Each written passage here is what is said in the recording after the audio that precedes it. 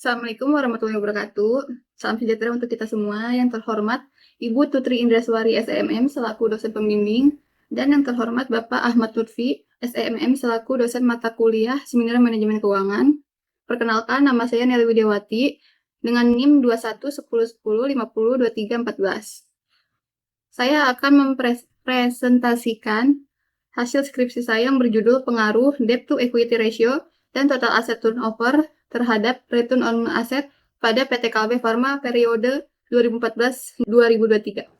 Kinerja perusahaan tercermin dari laba yang dihasilkan perusahaan dan rasio-rasio keuangan yang menunjukkan nilai baik, serta menggambarkan kekuatan dan kelemahan manajemen dalam mengelola perusahaan. Pada umumnya, perusahaan dapat mempertahankan kelangsungan hidupnya dan dapat terus berkembang serta memberikan pengembalian yang menguntungkan. Salah satu faktor penting dalam menentukan performa keuangan adalah laporan keuangannya. Laporan keuangan berfungsi sebagai dasar pertimbangan dalam melakukan perbaikan dan penilaian kinerja manajemen, memprediksi kinerja keuangan, maupun posisi keuangan perusahaan di setiap periodenya. Berikutnya data penelitian, objeknya yaitu PT Kalbe Farma Tbk periode 2014 hingga 2023. Datanya berupa data sekunder, yaitu laporan neraca dan laporan laba rugi yang diperoleh dari annual report, serta metode yang digunakan yaitu studi, dokumentasi, dan analisis kuantitatif.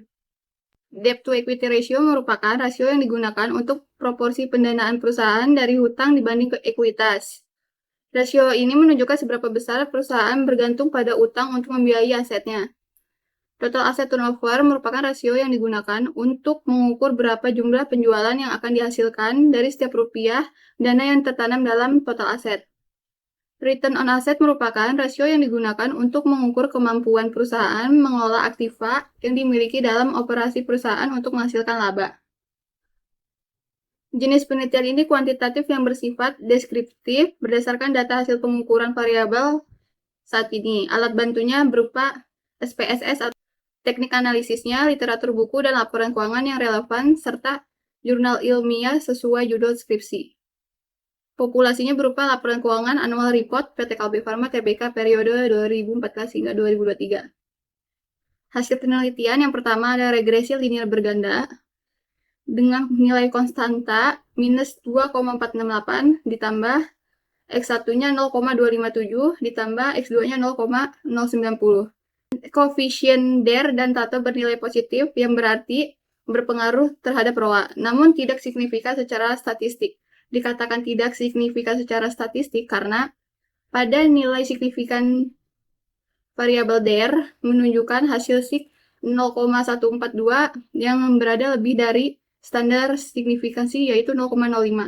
Berikutnya ada uji tes. DER dan ROA tidak berpengaruh signifikan karena T hitung lebih kecil dari T tabel, yaitu 1,654, lebih kecil dari 1,89458, dan nilai signifikasi lebih besar dari standar nilai signifikasi yaitu 0,142, lebih besar dari 0,05. Sedangkan untuk TATO dan ROA berpengaruh signifikan karena T hitung lebih besar dari T tabel, 2,554, lebih besar dari 1,89458, dan signifikasi 0,038 lebih kecil dari 0,05. Untuk uji F-nya, F hitung 9,00 lebih besar dari F tabel 4,46 dan signifikasinya 0,12 lebih dari 0,05 secara simultan. Terdapat pengaruh antara DER dan TATO terhadap ROA. Sementara itu, koefisien determinasi nilai R kuadratnya sebesar 0,720 yang artinya DER dan TATO memiliki pengaruh sebesar 72% terhadap ROA. Sisanya 28% dipengaruhi oleh faktor lain. Kesimpulannya, DER secara parsial tidak berpengaruh signifikan terhadap ROA, TATO secara parsial berpengaruh signifikan terhadap ROA, DER dan TATO secara simultan terdapat pengaruh terhadap ROA, dan DER dan TATO memiliki pengaruh sebesar 72% terhadap ROA, sisanya 28% dipengaruhi oleh faktor lain. Lalu ada beberapa saran. Yang pertama, perusahaan diharapkan dapat mempertimbangkan pengurangan penggunaan utang agar beban bunga dan risiko keuangan dapat diminimalkan. Dan penelitian selanjutnya diharapkan menambah variabel dan memperluas objek penelitian. Demikian presentasi skripsi yang saya sampaikan. Saya ucapkan terima kasih kepada dosen pembimbing dan dosen mata kuliah Seminar Manajemen Keuangan, serta pihak-pihak yang terkait selama penelitian ini. Semoga penelitian ini dapat bermanfaat bagi dunia akademik, Dan terima kasih atas perhatian serta waktunya. Wassalamualaikum warahmatullahi wabarakatuh.